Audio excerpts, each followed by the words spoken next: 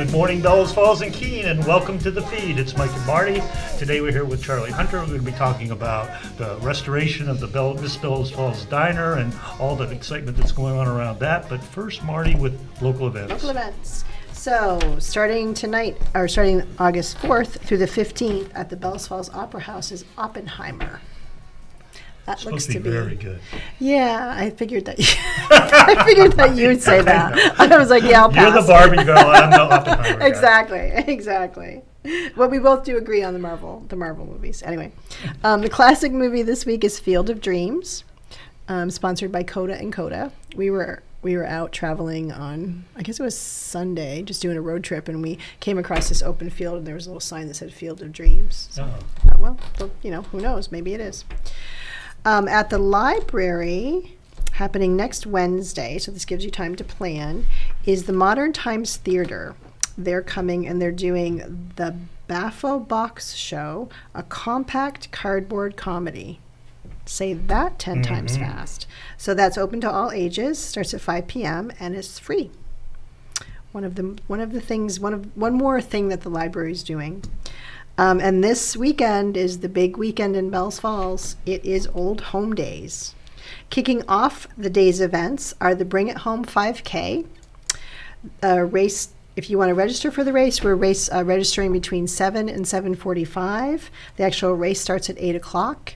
It's starting at the Rockingham Rec Center and ending at the Rockingham Rec Center. It's a 5K loop around town. It's a single loop, it's not a double loop. Or maybe it is a double loop, I don't remember. I shouldn't quote that. I can't remember. I was there last year. But anyway, so it's only $15 if you register ahead of time. If you are a group of 10 or more, it's only $10 a person. So find your friends. It's all of the proceeds go to the Waypoint and go to putting on the actual Rockingham Old Home Days, because it does cost to put these things on.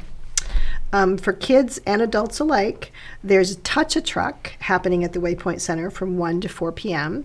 There'll be a lot of other events happening down there. There'll be food vendors. I think there's a bouncy house. I think there's a lot of kid-related booths and things. I don't have an exact listing, but based upon the last few years, it's always a good time.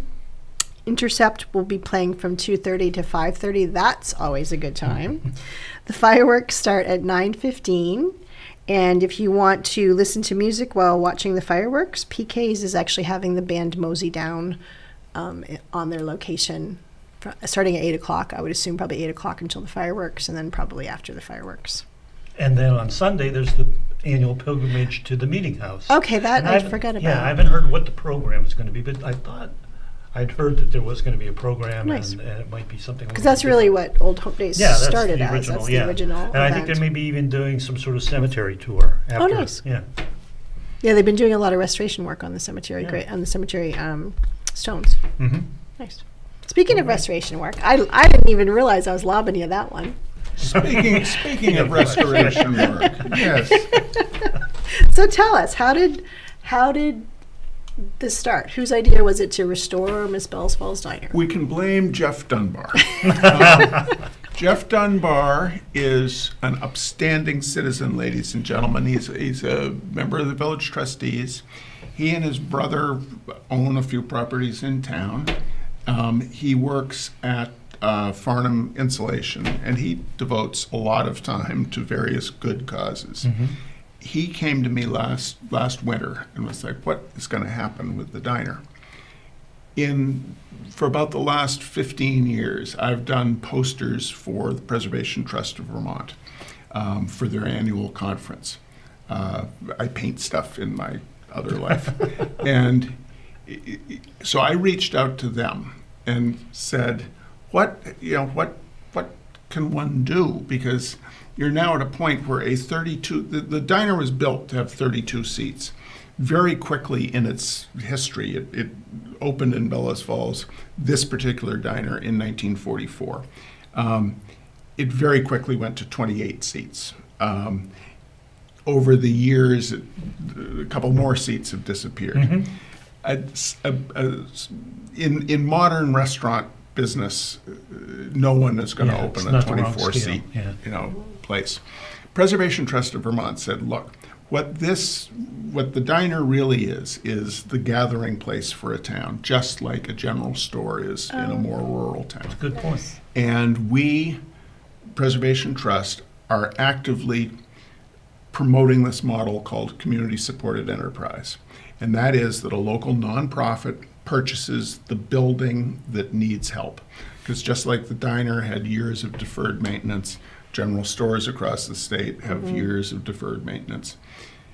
The fact that a nonprofit owns it, the building still stays on the tax rolls. But a nonprofit can unlock all kinds of grant money. And they said that is the way to go with the diner, especially since it's on the National Register of Historic Places, thanks to Del and Joanne Bush, who owned the diner in the 70s and 80s. So we partnered with we're partnering with Preservation Trust of Vermont. They helped us get a $100,000 grant, which goes to specifically to restoring the historic structure. That is the barrel roof diner itself, Worcester Lunch Car number 771. The nonprofit entity that we are using in town is Rockingham for Progress. Rockingham for Progress was founded when the ill-conceived, we'll just say ill-conceived, Liberty Mill Justice Center was proposed. Remember I do remember thing that that. was I do actually remember Yeah, that. we had several people on about that. yeah, it was a federal detention center that Yeah. they were trying to say was for rehabilitation. It wasn't, but anyway, that ill-starred project, Rockingham Created for this Progress, entity. exactly, and Rockingham for Progress fought against it. Since then, Rockingham for Progress has been sort of dormant, but their mission statement is to promote positive economic development in town. Nice. So you conveniently had a So already we chartered went to nonprofit. them. Yes, I Nice. was on the board. So I went to the board, the very dormant board, Bonnie North, of our select board, and suggested this. And they were like, that's great. So Brian McAllister, who owned the diner from Father's, he was enthusiastic about this idea. We purchased it from him in June.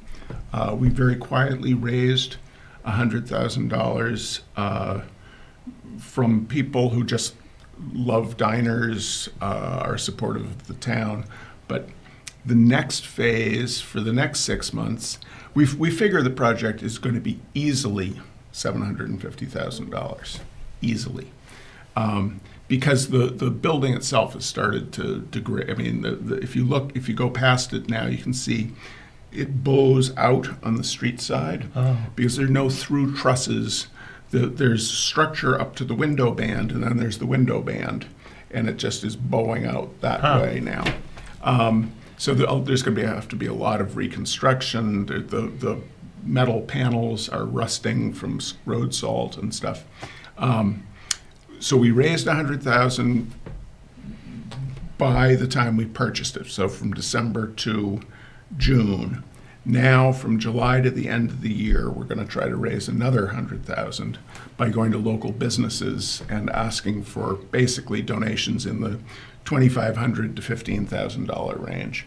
And then after the first of the year, then we're coming for you, ladies and gentlemen. That's when we're going to start the buy a mug, buy a T-shirt, buy a pennant. We're going to do old, Bellows Falls. You remember those the felt triangular those were pennants. great. Yeah, those we're are going to do wonderful. those. We're going to do all that sort of stuff.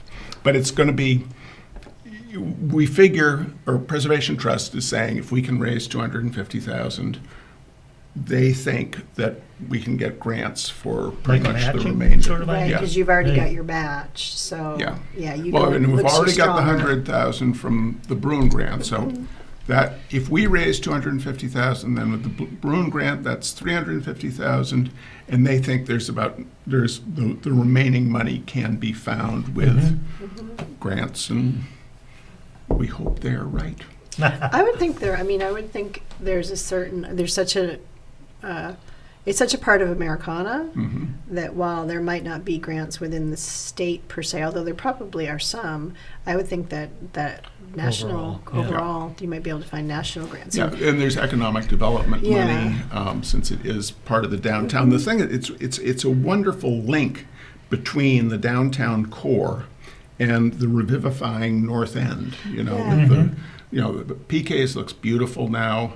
The new Bellows Falls Garage. What's happening next door with the old Shona Grill, Real Scoop property. I mean, stuff Things is are coming happening, alive. really nice. It's nice. It's nice to, that was kind of a sad bare spot for since, I don't know, when Shona left, and then Ryan operated it for a while, but then couldn't do it, and it's just been it was vibrant and then not, and it's always hard to see it in the not phase. It's nice to see it in the becoming vibrant phase. So I guess your short-term goal is to stabilize the building and then reconstruct.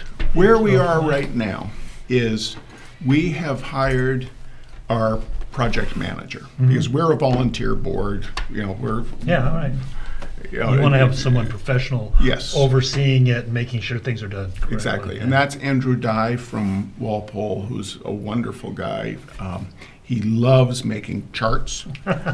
We've received several charts already. That's good. With the time frame. Timelines and charts. And so now he is working on talking to architects and builders. Then concurrently, we'll start working with the town on what permitting and what variants we may need, because everything is basically on the table about how can we set that building up to be in great shape for the next 80 years. It's going to have its 80th anniversary in Bellows Falls in 2024. And if we can get it set up so it can be viable for the next 80 years, that's our goal. Because what Ben Doyle of Preservation Trust said, look, if we restore that building, but it's not a viable business, then we've failed. Yeah. Our job is to get that working. It probably means some additional seating. The current bathrooms and kitchen are just built on, there's no slab under them. So that's probably all going to get reconfigured. The building maybe it'll set back further from the street so that it won't get hit by salt so much. Right now, everything's on the table. Right. Yeah. So then the long-term goal is to find an outside operator that you guys will lease to or whatever. Yeah. I have learned the term triple net lease, which I don't really know what it means, but I think it means you stick the operator with everything. It's a wonderful thing. Yeah, so it's an inexpensive lease, but the operator is responsible for things. But yeah, what we want to do is have a great physical plant ready to go for the operator. And then somebody will walk in. Yeah. Because I think that's the only you're setting them up for success, because usually in a place like that, one of the things that's always a problem in an old building is things go wrong. Yeah. So who wants to lease a space, try to run a business, and then all of this stuff's going wrong. So if you have a completely renovated space, you're just one leg ahead. Then the ball really is in your court to make your business model work. Absolutely. Now within any of your campaigns, are you doing like naming right campaigns, like at the Opera House you can buy a seat? Are you doing anything like that? Indeed we are. Indeed we are. Thank you, Marty. How did you know that? I know that. We have basically, if there's something you'd like named after you, talk to us. We're here to make a deal. But officially, we have what we call counter help, which is get a segment of the counter named after you.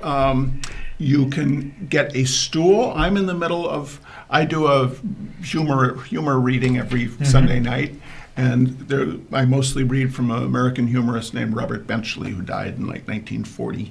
And so we're trying to endow the Robert Benchley stool. You can get a four-top. You can get a seat at a four-top. Yeah, we are trying to leverage that if you had say you proposed to your beloved at the diner, and every time you come into the diner, you say, "That's our stool, honey," and she looks at you like you're crazy. You can get that named after her. Think I about think that's that. the most Think about romantic it. That thing is. that could happen, Yeah. for sure. Are you considering doing donate $80 on the 80th campaign? Whoa, not yet. Now we are. Write that one down. That's I mean, my party. Yeah. it is because I am incapable of doing anything other than thinking about things. It's falling on me to come up with a lot of raising the money. So 80 on the 80th That's a good one, huh? Yeah. we're all over that. Yeah. That's great. Ezra Veach did mugs years ago. You know, he did the design on the mugs. Una Madden, who ran the diner in the 90s, I forgot says about she this. has Yeah. the original of Ezra's drawing somewhere. And if we can find that, we're Oh, going to that would reprint be the neat. Yeah. mugs. I forgot about that. We found one very soggy box of mugs down in the cellar, and so they've been cleaned and are drying out. They'll be a premium at some point. Nice. Soggy Nice. mugs are always. Well, they're not soggy Oh. anymore. Now they're beautiful. There've been quite a few people that people know in town have owned or operated Yes. that diner. It's really We had it's a who's who of Bellows Falls history, isn't it? absolutely. Last week we're going to do 3 programs in conjunction with the Rockingham Library. Ian Graham, director of the library, good guy, ladies and gentlemen, good guy. I think we have an image for that. Ian Grant. No, not of Ian Grant, but there we Yeah, go. there we go. We're doing 3 programs. We had the first one last week, which was just introducing the team.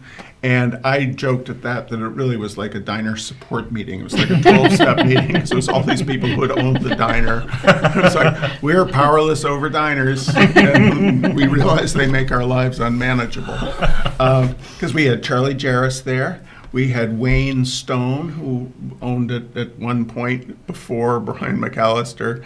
We had the Bushes, who owned it in the 70s and 80s. They're the ones I think it was thriving when they had it. Yeah, and they were great. They've given me a scrapbook that they kept when they had it, nice. and I've taken pictures of all the pages of that and then gotten it back to them.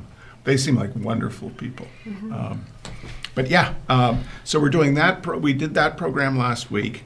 Then on September 9th, is it 19th? Yes. Yes. Yep. September 19th, Richard Gutman, who is he's like the American diner expert. He wrote a book called American Diner. That proves it. Yeah. But he is our consultant about diner history. He's going to come up and do a program at the library about the history of diners in America, how they evolved from true lunch carts or all-night horse-drawn little food trucks, basically, Right. of that era, into the diner, which they very seldom were actually repurposed railroad cars, but they were They were made to designed to look look like- like that. Exactly. 'Cause Oh, I didn't know that. That was considered, good food, and they were easily transported. They were a prefab building Yeah. that was brought. Because they were made in the factory in Worcester, right? Exactly. And then, I don't want to go, but were there different designs? Like, could you buy a number 12 and they'd deliver it in a month, or? Yes, you could buy a number 12, but each one was then specifically fitted to the operator. So it was not Valentine Diner. I'm learning a lot about I think of that. Valentine diners were completely prefab. You just bought model 1, 2, or 3. But Worcester lunch cars prided themselves on that no two They were like exactly custom, alike. Yeah. Yeah. Because like the Chelsea Diner down in Brattleboro was a Worcester car too, Yeah. right? There you And the go. Shanghai Garden in Springfield Oh, is I the didn't old know. Ten Eyck Diner. But Ah. it's that diner there's nothing really historic. What the treasure is with Bellows Falls is that the interior of that diner is intact. Yeah. And we've found down in the basement the old steam table that was just buried under stuff. And the Bushes say that steam table works great. So we look forward to putting that back up. Nice. That's so cool that a lot of it's there, and Yeah. it can be, and it's not to bring up a sore subject in town, but that there's a proactive approach to saving it versus the YMCA building, that the old church Yeah, just- that did this, it was too late. It was too late Yeah. by the time that people were like, well, how can we save it and what Right. can we do? It was too late. And so it sounds like you guys are on the cusp of not being too late Right. to be able, it can be saved. It needs work, but it is doable. Doable. That's where we need to be with some of these, with Yeah. Yeah, the town exactly. and the buildings that we have and the history that we want to preserve. That's where we need to be, not Right. waiting until it's too late. Well, it's horrifying now. You look at the paper mills, next to the power plant, and there are holes in the roof. I mean, those buildings are Those are probably gone. doomed. Mhm. Privately owned, but Yes. a shame. Anyway, and then in November, Charlie Jarris will be running a program called Tales from the Diner, which will be all the people who worked there talking about various things that that happened, I guess. I can imagine there could be some interesting tales. I would 80 imagine, years too. of being in downtown I would think. on a Saturday night. Oh my goodness. Oh, and one of the things in the scrapbook, there were a whole bunch of articles in like Yankee and the Boston Globe magazine, and someone has quoted, "The great thing about Del Bush is that you can go in there at midnight on a Saturday night and spill your guts to him, and he keeps his mouth shut." That's funny. That's funny. But, If people want to give you money, how can they do that? They can go to Rockingham for Progress website and contact us there. We do not yet have it set up with a donate now button, but we will in the next couple of months.